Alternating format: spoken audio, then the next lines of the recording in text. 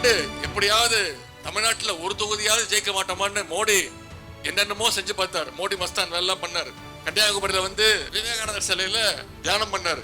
பொங்கல் வைக்கிற மாதிரி போட்டோ எல்லாம் போட்டாரு. ஆனா நீங்க மோடிக்கே பொங்கல் வச்சீங்க. அதுதான் தமிழ்நாட்டு மக்கள்.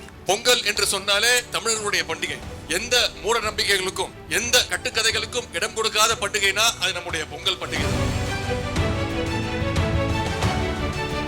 அதே போல இப்ப வர இருக்கக்கூடிய ஈரோடு கிழக்கு இடைத்தேர்தல், அதுல நாம போட்டி போட போறோம். நம்ம போட்டி போட போறோம்னு சொன்ன உடனே அதிமுக விலகிட்டாங்க.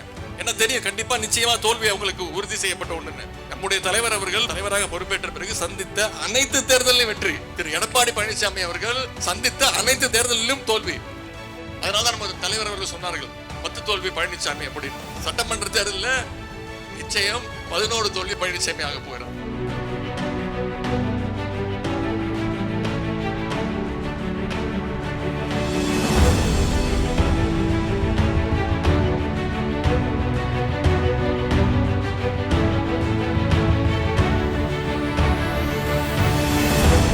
எந்த ஒரு பண்டிகையாக இருந்தாலும் ஃபர்ஸ்ட் நலத்திட்ட உதவி தரது நம்ம டெப்டி சிஎம் தான். பசங்க படிப்புக்காக நாங்கள் எழுதி போடுவோம். இது வெள்ளம் பாப்பாக்காகவே நான் 2 முறை வாங்கியிருக்கேன் காசு, பசங்க படிப்புக்காக.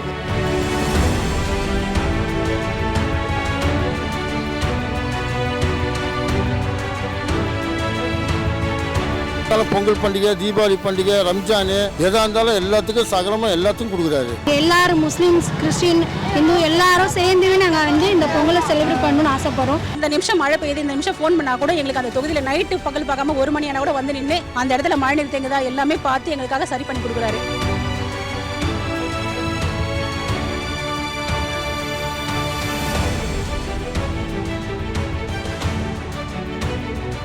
அவர் எங்கள் தொகுதிக்காக லைப்ரரி ஒன்று வச்சிருக்காரு. அந்த லைப்ரரி மெம்பராக இருக்கிறோம். அந்த லைப்ரரியில் எனக்கு தேவையான புக்ஸை நான் எடுத்து படிச்சிருக்கேன். காலேஜில் இந்த படிக்கிறாங்க, இந்த புக்ஸ் என்னால் வெளியே வாங்க முடியலனா அப்படின்னு சொல்லி லைப்ரரியில் சொன்னாவே அடுத்த நிமிஷம் அந்த புக்ஸ் வந்துடுது. நான் அதுக்கப்புறம் எடுத்துகிட்டு வந்து நான் புக்ஸை படிச்சுட்டு திரும்ப ரிட்டர்ன் கொடுத்துட்றேன். எல்லாருக்குமே எல்லாமே கிடைக்கணும்ட்டு அவர் நினைக்கிறாரு. அதனால இருக்க எல்லாருக்குமே எல்லாமே கிடைக்குது. எல்லாத்துக்கும் நன்றி தான் சொல்லணும். நன்றின்னு சொல்ல ஆரம்பிச்சா சொல்லிகிட்டே இருக்கலாம்.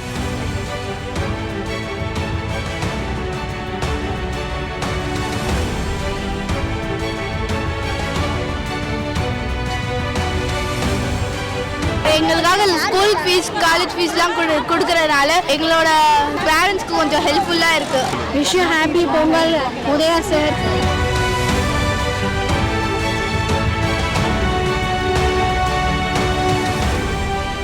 நம்ம பொங்கல் விழாவை இவ்வளவு சிறப்பாக கொண்டாடுகிறோம்னா இந்த பொங்கல் விழா தமிழர்களுடைய திருவிழா. நம்முடைய பண்பாட்டுடைய சின்னம் இந்த பொங்கல். இந்த ஆளுநர் கடந்த 4 வருடங்களாக என்ன பண்ணிட்டு இருக்கிறாரு? அவர் என்ன மக்களால் தேர்ந்தெடுக்கப்பட்டவரா? மக்கள் தேர்ந்தெடுத்து வாக்களிச்ச அம்சாங்களா? ஒன்றிய அரசுடைய நியமன பதவி, ஆளுநருங்கிற பதவி, எந்த பவரும் கிடையாது. நாம என்ன கொடுக்குறோமோ அதை கையெழுத்து போட்டு கொடுக்கணும், அவ்வளவுதான். புதிய கல்விக் கொள்கைன்னு ஒன்று கொண்டு வராங்க. அதுல விஸ்வகர்மா கல்வி திட்டம், அதுதான் சிறந்த திட்டம்னு ஆளுநர் சொல்றாரு. அது செயல்படுத்தணும்னு சொல்றாரு. நம்முடைய முதலமைச்சர் முடியவே முடியாது அப்படின்ட்டு. திட்டம் என்னன்னா குலக்கல்வி திட்டம். அப்பா என்ன வேலை பார்க்கிறாரோ அதே வேலையை தான் பையன் பார்க்கணும், குழந்தைங்க பார்க்கணுங்கிற திட்டம். திட்டத்தை ஏற்றுக்க முடியுமா?